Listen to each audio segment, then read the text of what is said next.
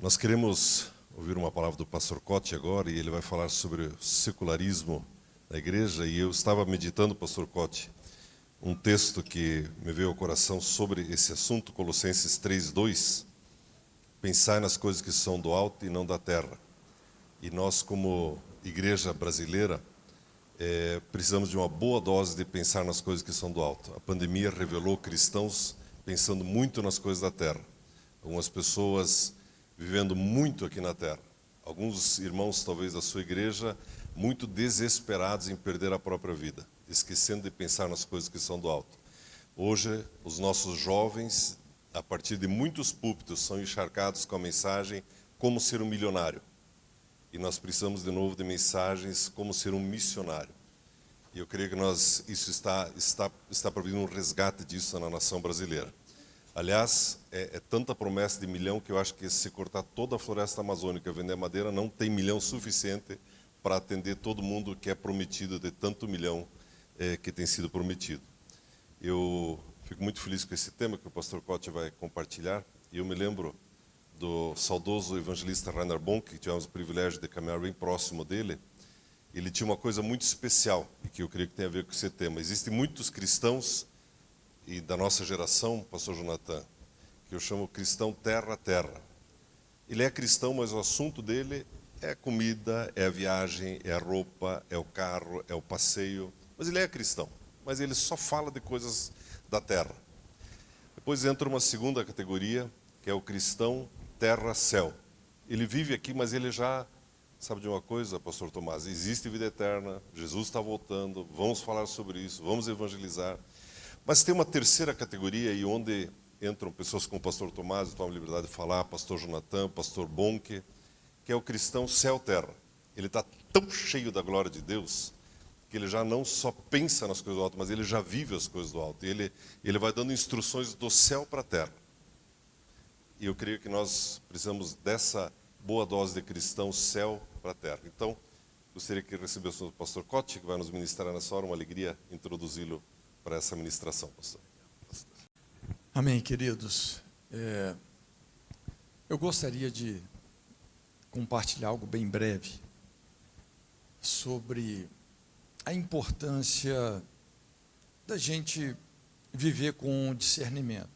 Tem um texto que tem assim queimado muito no meu coração, ali em 2 Samuel, no capítulo 21, verso 1.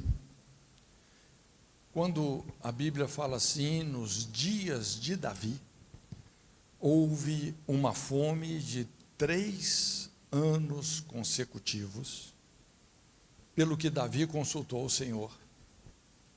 E a Bíblia fala assim, que o Senhor lhe respondeu e disse: isso é por causa da casa sanguinária de Saul, porquanto assassinou os gibeonitas. Quando a gente olha para o nosso contexto hoje, me vem muito esse texto que a terra aguarda com expectativa a redenção que vem pelos filhos de Deus, que vem pela igreja. E é muito interessante, porque esse episódio, quando a Bíblia fala aí nos dias de Davi, isso é muito significativo. Quando você chega no Novo Testamento, o Novo Testamento ele começa com um resumo de todo o Antigo Testamento. E quem faz esse resumo? Mateus capítulo 1, verso 17. Então ele resume dizendo assim que de Abraão a Davi, 14 gerações, de Davi até a deportação para a Babilônia, 14 gerações, e da deportação para a Babilônia até o Cristo, 14 gerações. Essa é uma informação muito rica. Eu quero pegar só a primeira parte dela. O que significa, então, de Abraão a Davi? É o tempo que Deus levou para pegar um homem, aperfeiçoar aquilo que lhe concerne, fazendo desse homem o seu amigo, e fazendo desse homem e da sua descendência uma nação que seria literalmente o seu agente missionário, o seu representante perante as demais nações. Então, de Abraão até Davi, em Davi nós temos todo esse modelo do Antigo Testamento, um modelo de sociedade, um modelo de princípios morais para reger os relacionamentos, ou seja, todo um modelo de nação que Deus deu para Moisés. Então isso é concretizado nos dias de Davi. Aliás, maiormente falando, nos primeiros 20 anos do reinado de Salomão, talvez um dos maiores avivamentos que essa terra já viu, porque a Bíblia fala que pessoas vinham de todas, não era de algumas, eram de todas as partes da terra, com as suas dúvidas, as suas incógnitas, os seus becos sem saída, e Salomão tinha as respostas de Deus para todas as questões daquela geração. Então, um avivamento, assim, inigualável. Então, quando a Bíblia fala aí de Abraão a Davi, veja bem que Davi é esse homem que está levando o propósito de Deus para a nação de Israel, para o seu ápice, para o seu apogeu. E quando a coisa está chegando nessa plenitude, porque o Antigo Testamento nos dá um modelo de nação, gente, que funciona. O Novo Testamento, tudo bem, nos dá um modelo de igreja. E nós não podemos pegar um modelo de nação sem pegar um modelo de igreja. Aliás, o modelo de igreja nos arremete ao modelo de nação, que não é só discipular pessoas, mas é discipular nações, é ensinar nações a guardar todas as coisas que eu vos tenho mandado. Você não discipula uma nação sem santificar suas instituições, sem implantar esse modelo de nação que a Bíblia nos oferece e que pode ser implantado. Uma Suíça de Calvino, uma Alemanha de Lutero, não é? Uma Suécia de Rauge. Nós podemos experimentar isso. Uma América dos pais fundadores da Revolução Americana. Quer dizer, existe um modelo de nação que dá certo nos dias de Davi. Veja bem que Davi está empurrando a nação para essa plenitude e, de repente, uma fome. Vem um empecilho. Vem algo impedindo que esse propósito atingisse a sua plenitude. A Bíblia fala de uma fome de 3 anos consecutivos. A fome, a gente sabe, qualquer pessoa que entende um pouquinho de agricultura, sabe que fome está associada com seca. E se já tinha 3 anos de fome, 3 anos consecutivos de fome, talvez já tivesse pelo menos uns 5 anos de seca. Pelo menos uns 5 anos. É interessante como a terra responde às coisas que estão acontecendo espiritualmente. Então, os céus se fecharam, toda aquela fome, talvez Davi entrou meio que em condenação, falou: Senhor, o que eu fiz de errado? O que está acontecendo? Por que essa fome logo no meu governo? Veja bem que esse versículo é uma síntese de 2 gestões governamentais, né? A capacidade que a Bíblia tem de sintetizar a história. Então, Davi, ali nessa luta toda, e de repente Deus fala, quando talvez ele consultou os seus ministros, não é? Os filhos de Isacar, que eram peritos para discernir os tempos, entendiam mais a meteorologia. Talvez ele tentou de todas as formas uma explicação para aquilo, até que realmente ele começa a exercer com inteligência o seu sacerdócio. Ele ganha uma certa sensibilidade espiritual àquela situação, e ele vai consultar o Senhor, e vem um diagnóstico preciso. E Deus fala: não, Davi, não tem nada a ver com você, não tem a ver com a sua gestão governamental, você não fez nada de errado, está tudo ok, não é? O problema não é você, é a gestão governamental passada.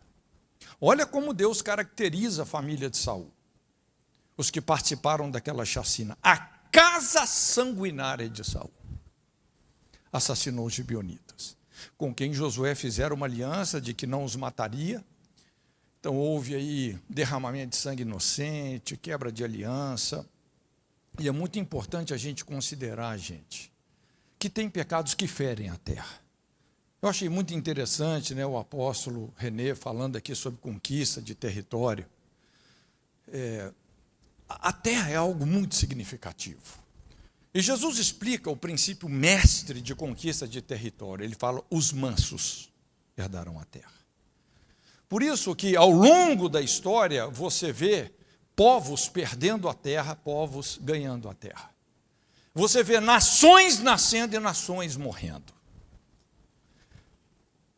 Então, quando a Bíblia fala sobre esses pecados que ferem a terra, inclusive nas advertências de Jeremias, de Ezequiel, não é? Aos reis que estavam se apostatando em toda aquela idolatria, vinham esse tipo de admoestação. Olha, do mesmo jeito como a terra vomitou os cananeus, a terra vai vomitar vocês. Vocês vão para o cativeiro, vocês vão perder a terra. Porque quem herda a terra, quem permanece na terra, são os mansos. E vocês estão se tornando rebeldes. A pessoa mansa é a pessoa fácil. A pessoa, Deus falou A com ela, já está quebrantada assim, Senhor. Então Jeremias, aliás, Ezequiel fala sobre 4 pecados que ferem a terra. Ele fala lá sobre idolatria, apostasia, adultério e o derramamento de sangue inocente. E quando a Bíblia fala sobre uma terra ferida, uma terra adoecida, o que essa terra começa a fazer, o diagnóstico de uma terra adoecida é que ela começa a vomitar os seus moradores.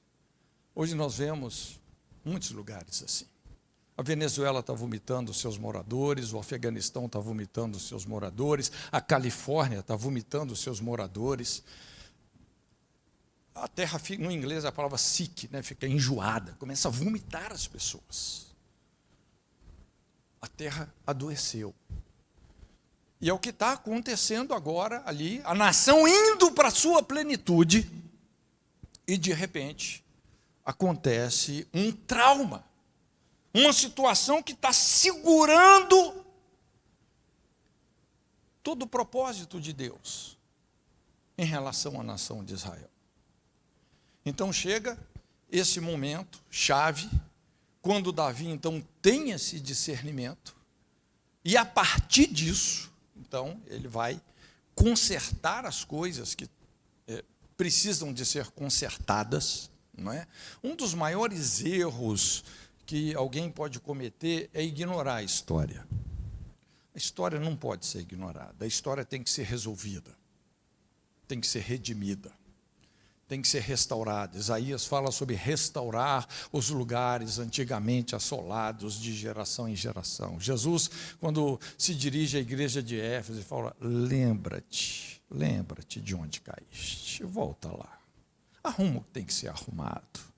Não tenta prosseguir dessa forma, porque um desviozinho aqui, lá na frente, né, por menor que seja esse ângulo de defasagem lá na frente, vai te levar para um outro lugar que você não deveria chegar. Conserta. Então nós vemos aqui Davi tendo essa sensibilidade, essa inteligência sacerdotal de resolver uma questão que não foi ele que provocou, mas ele estava sentado no lugar de autoridade que Saul maculou com o derramamento de sangue inocente, com quebra de aliança. Ele estava naquele lugar que precisava de ser redimido. Então, humildemente, ele vai lá nos gibeonitas. Você se lembra, os gibeonitas, né, faziam parte lá dos cananeus. Josué 9, quando eles fazem um mega teatro, sem ter que dever nada para Hollywood, né?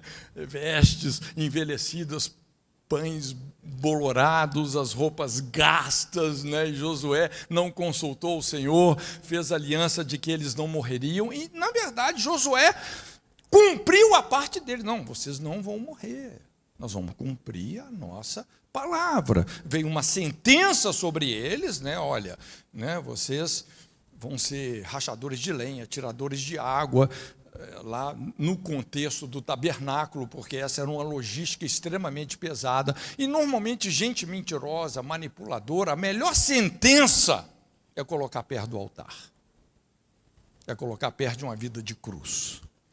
Então eles foram praticamente incorporados pela classe levítica. E havia uma proteção sobre eles, e agora vem aí o cabeça de vento do Saul e assassina os caras. Gente, os céus fecharam. Os céus fecharam. E muitas vezes Deus está, vamos dizer, uma das maneiras de Deus nos chamar a um concerto é a seca. É fechando os céus. Você lembra, na época de Acabe? Elias orou para que não chovesse por 3 anos e meio, não choveu nada. Então Deus está nos chamando a essa sensibilidade. O que está acontecendo na nossa nação? Talvez Deus até está direcionando você para uma outra nação, onde a terra está clamando. Os sinais que o mundo espiritual está dando, eles são muito evidentes da importância de exercermos o nosso sacerdócio com mais sensibilidade, com uma escuta mais ativa da voz de Deus, com mais inteligência. Nós já estamos prevendo uma fome aqui no Brasil, né? Quando você olha para as coisas que estão acontecendo, é impressionante. Tem pecados, gente, que ferem a terra. Se você ler lá em Levítico 18, inclusive a Bíblia especifica esses pecados. Não é? Perversão sexual, ali entra algumas coisas a mais, que a gente está vendo hoje aí com muita evidência. Mas então, Davi, ele procura os gibeonitas e ele fala assim, olha, o que nós temos que fazer para que vocês nos tirem desse castigo?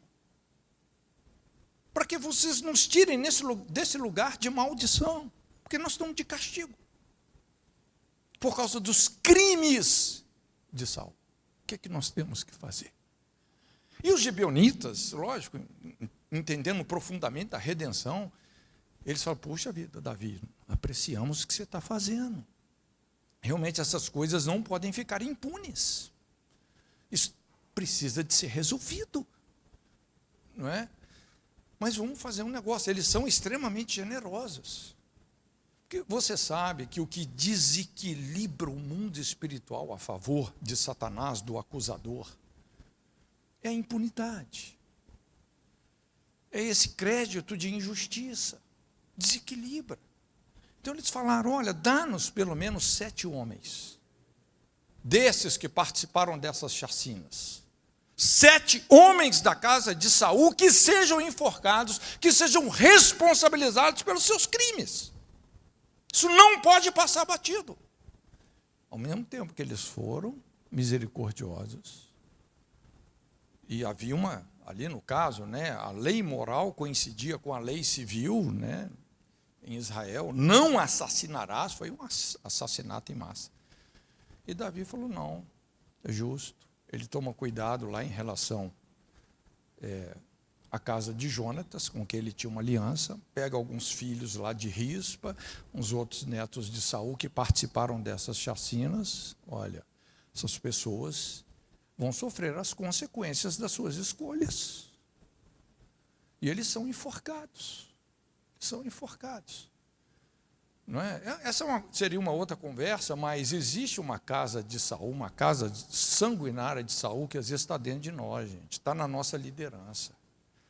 Não é? Está infiltrada nas inseguranças, na inferioridade. Como foi a liderança de Saul, que sofria de inferioridade, que começou a disputar a glória com Deus.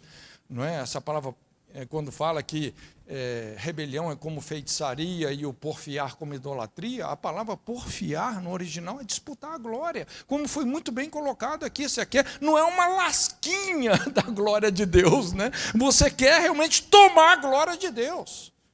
Saul foi essa liderança que queria aparecer, né? Queria sair na foto, essa liderança política, no mau sentido do termo, fez um monumento lá no Carmelo em sua honra, né? Chegou para Samuel, honra-me perante os homens.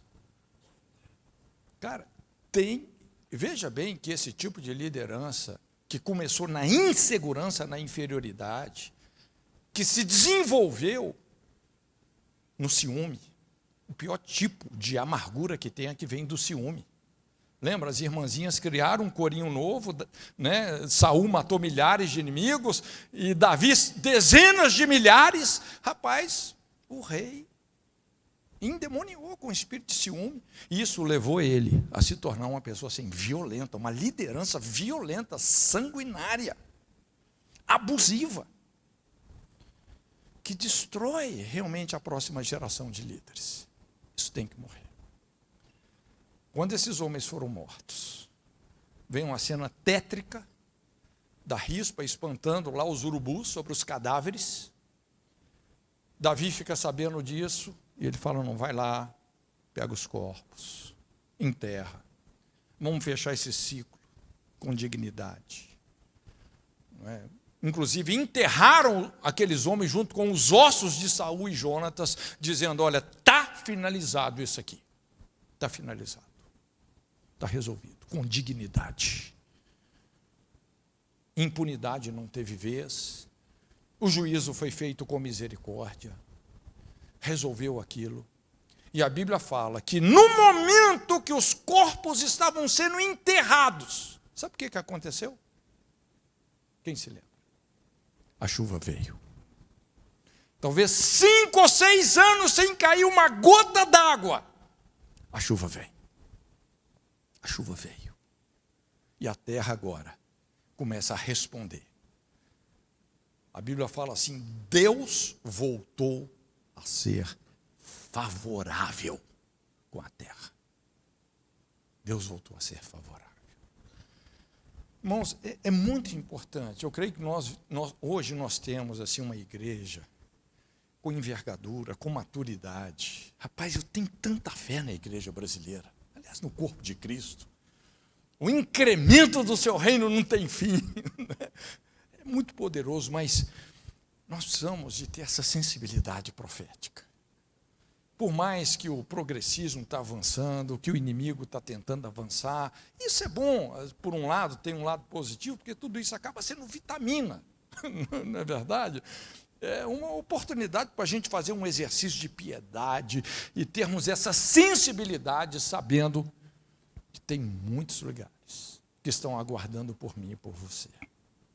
A nossa nação demanda hoje uma sensibilidade profética, sacerdotal. Então, que Deus realmente nos ajude. Eu sei que esse grupo é um grupo extremamente significativo, e eu creio que Deus vai compartilhar coisas importantes com cada um de nós, que vão ter desdobramentos. E eu acredito que nós podemos experimentar uma reforma no Brasil. Eu acredito. Reforma é diferente de avivamento. Às vezes o avivamento vem, vai, pessoas são salvas, e às vezes a sociedade até piorou. Reforma não. Você mexe nos alicerces da sociedade. É uma transfundação de valores. E Deus está levantando um povo assim, que tem essa investidura. Quem tem ouvidos para ouvir, que ouça. Amém? Deus te abençoe. Essa palavra me abençoou muito o coração. Eu creio que todos que estão aqui também. Eu fico me perguntando, nós temos uma representatividade já sensível nesse país. Somos vistos, né, com 30% daqueles que são brasileiros hoje. E temos uma expressão. Quando eu era menino, era raro ver um crente, né? O pessoal que andava com Bíblia debaixo do braço, era todo um povo mais simples. Hoje não. Hoje nós temos pessoas que professam ser evangélicas em várias e todas as posições praticamente da sociedade. Mas o que tem vindo depois de todas essas experiências que inclusive o Túlio compartilhou aqui no meu coração, que foi, inclusive estávamos aqui o ano passado, um pouco antes da eleição, né, e o Robson falou alguma coisa sobre o momento tão importante, tivemos inclusive palavras proféticas, e nós fomos surpreendidos com aquela situação que todos já sabem qual é. Eu tinha no meu coração aquela expectativa de que agora as portas se abrem para que o evangelho corra com mais rapidez ainda na nossa nação e através do Brasil ainda, alcançando, segundo várias palavras proféticas que nós temos recebido aqui no nosso país. Mas não aconteceu isso. E agora estou escutando o irmão falar, o Cote falar sobre... Eu chamei você de Túlio, Cote? Aqui? Desculpa. Desculpa. Ele tem um irmão gêmeo lá em Belo Horizonte, igualzinho ele, que participa lá também junto com os pastores.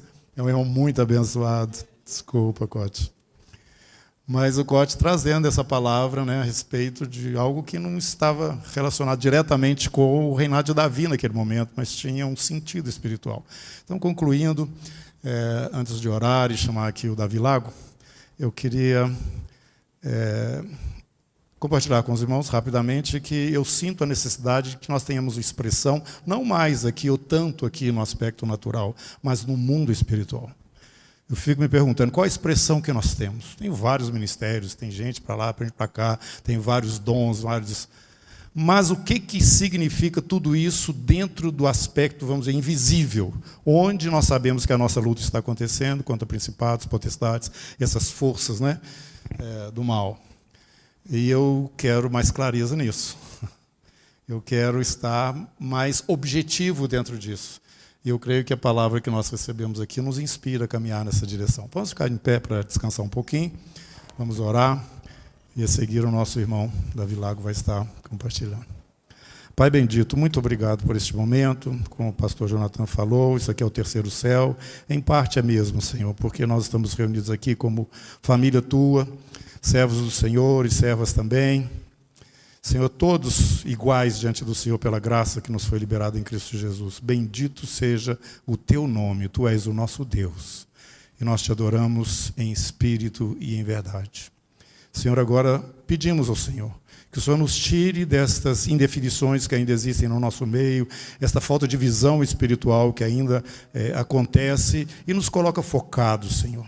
Eu peço em nome de Jesus que aquela oração que foi feita a nosso respeito, começando ali com os apóstolos, ó Deus, sobre essa unidade do Teu corpo, que seja manifestada nos nossos dias de uma forma em que isso venha reverberar no mundo espiritual para que Satanás saia dessa posição que ele tem como usurpador.